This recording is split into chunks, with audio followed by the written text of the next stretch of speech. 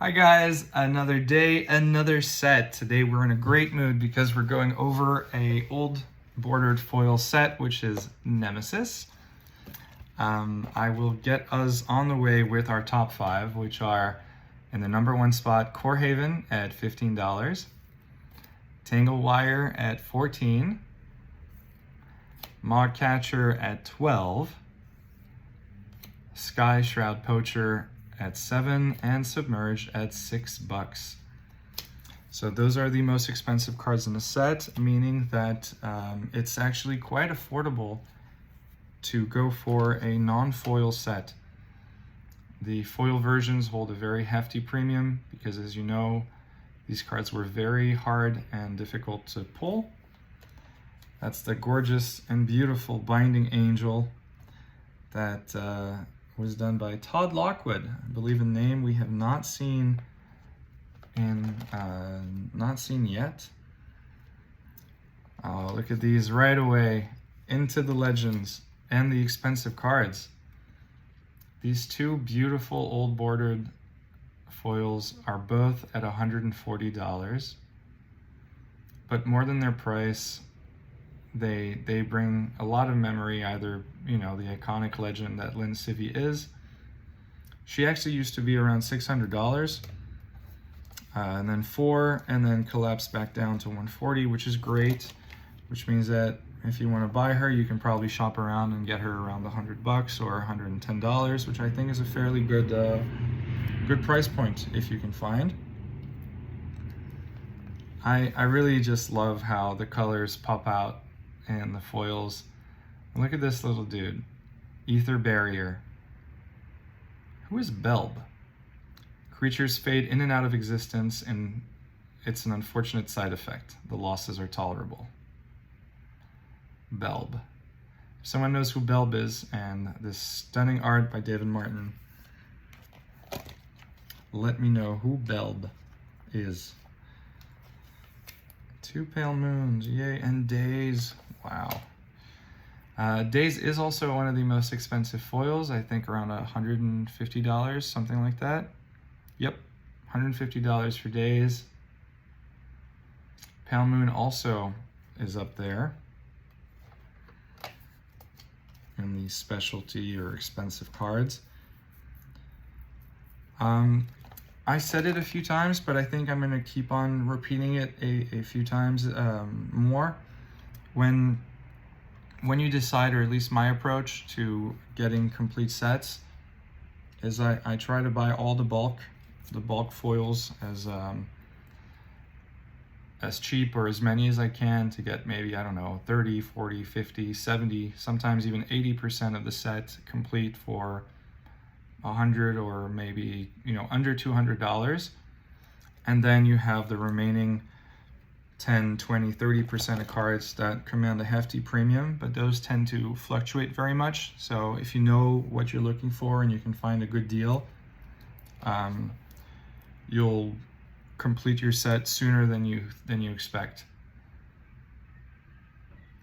Here we can tell the difference between the foil and a non-foil, how the art just pops, to me at least. I find it significantly more beautiful, even though it's just an aesthetic thing. It doesn't help in any way for gameplay or whatever. Also, there was no pringling. These cards are from the year 2000. And look at our Krovax, Ascendant Evansar. Things are going to change around here, says he. Yeah, there is no pringling. Wizards really cared about, the art. Wizards really cared about their cards at this day and age. This is just so beautiful to me. Mind Swords. Mind Slash, Death Pit Offering was an important card. The foil market is very difficult to keep up with, to be perfectly honest, because there are not enough cards on the market at all time for an accurate or true price to be given. However, there is movement very often. All you need is, honestly, sometimes just one or two people buying 3 or 4 copies of a card, and all of a sudden the price on something will skyrocket simply because it's not available on the market at the moment. The Rothi Assassin is the pre-release, same art, and you can see there 29th of January 2000 is when the set was out. I genuinely love taking out these legends and showing them to you because they were so important to the story and they mean a lot to many people, not necessarily in terms of collectability, but perhaps in emotional value. Ancient Hydra. I'm just going to take this one out for my other fellow friends that are into dragons, drakes, hydras, whatever. I think in red we had all the Mogs. Oh, and this beast. These two are very iconic to me.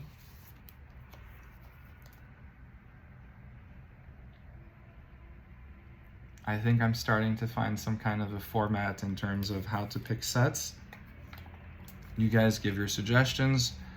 I try and do 1 or 2 old bordered sets a week in foil or non-foil, and then 1 or 2 modern and 1 or 2 kind of Pioneer Standard era stuff. I have 2 mod catchers, wow. This is actually one of the most expensive foils, currently around $200. They're not worth much, but they're easy to catch. I guess the Mogs are easy to catch, but pulling it in a pack of Magic would be very lucrative.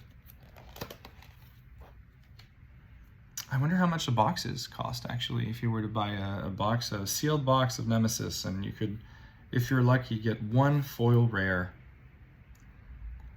Nesting Worm means a lot to me. I had this card in non-foil and love the art, and I believe I tried to play this several times. It's probably terrible, so don't. Oh my god, these cards with fading and animate land. Wow. Rebecca Gay and Eric Peterson. The design, the art is just, yeah, so special.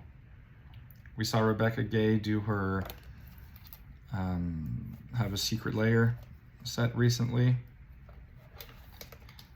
I have to, I do collect Secret Lairs. I only go for 1 of everything. So this is quite confusing because getting the right version of rocks for the set of Nemesis is not an easy task. Every time I tried to get this version, I would be sent this one. This is from the Starter 2000, and this is the set foil, which is harder to get. Sky Shroud Claim was also a foil card that went through a buyout, which was very expensive, went down again, went up, went down. It's a difficult market to control. So when you have them, or when you try to do set collecting, do not trade or sell cards that you only have 1 of. Honestly, I do not recommend it, even if you can trade up. You never know what's gonna happen. I highly recommend putting your doubles or setting them aside and doing what you can to trade those for the stuff that you're missing and whatnot. Sky Shroud Poacher is not one of our most expensive foils, but it is one of the most expensive non-foils. I really enjoyed seeing the Sky Shroud on a few of the cards I saw. It was very it had to do a lot with fading, which was an interesting mechanic where the card would just disappear after a certain amount of turns. So here is Belb. Belb's armor. It protects her from the ravages of Phyrexia and the savages of Wrath. I do not... Is there a card for... Is there a card for Belb? Belb herself? I don't think so. Predator Flagship. I have 2 as well. Oh, 1 is ripped. Gee. I don't know if you can tell, but this one has a crease right here. Oh yeah, it's probably more visible in the back. So I have one destroyed Predator flagship and one near mint one, really clean. This is one of the more special cards of the set. It's not worth that much, but in terms of lore, to me at least, it was one of the most special. The most expensive 2 cards in the set are right here on the very last page. They are Tangle Wire at $250, which is beautiful, and Core Haven at $200, similar to the Maw Catcher. This pringled a little bit, funny enough, but not much. And is a beautiful Artland.